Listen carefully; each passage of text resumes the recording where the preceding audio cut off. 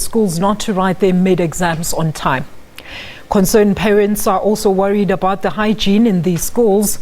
As hygiene is in dire situation despite the Free State Premier's promise last month to resolve the water supply challenge soon. A retired businessman has been supplying water for the community since last year, and he volunteered to help with the current situation. The municipality distributes water to schools once a week. The provincial government said it has requested Bloemwater last month to reopen the water supply to the cash-strapped Kopanong municipality, but the situation remains the same. Well, our reporter Aphumelele Mdlalane has more on that story.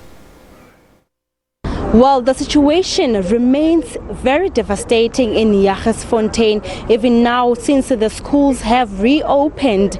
But we could see that the learners at school, they are encountering the same water crisis problem. And when we went there, we could see that yes, the schools are opened, but they are suffering with the water, as the whole community has been suffering with the water. Just last month, Ntombela, the Premier of the Free State, did promise the community that she will come and she will resolve the problem of water, which has been a crisis. We know that the Kopanong municipality is owing Bloemwater more than 250 million rands, but now also the parents have raised their concerns, saying that this problem has driven the learners not to be able to write their mid-exams, which is very critical, we can say it's a critical thing that has happened, because it's only now that they are sitting for their mid-exams, and they were saying to us they are worried, and also the hygiene of the school, because the municipality only distributes water once a week. Now the situation is really bad, and they're hoping that the municipality can up its game as to when it comes to supplying of water. They're saying it is not enough that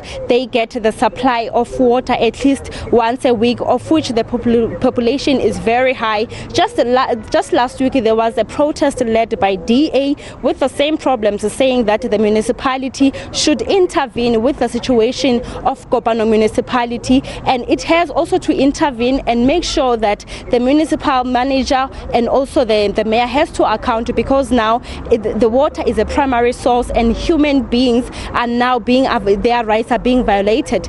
We can say that we tried so many attempts to talk to the provincial government as to the latest updates as to what is going on now, but we couldn't, unfortunately. And also the Department of Education, we will be trying to talk to them, as we tried many attempts to talk to them, so that we can understand how is this situation gonna be.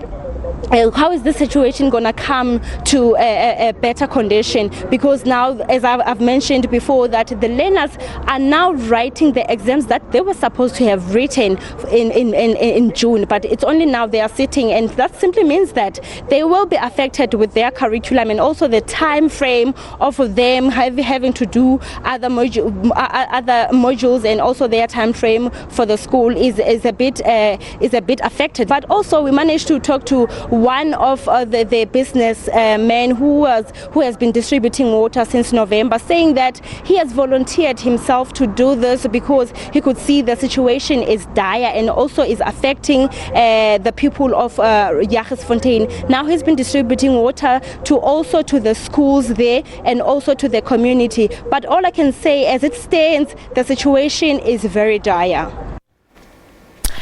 That is Aphumelele Mdlalane in Jagersfontein.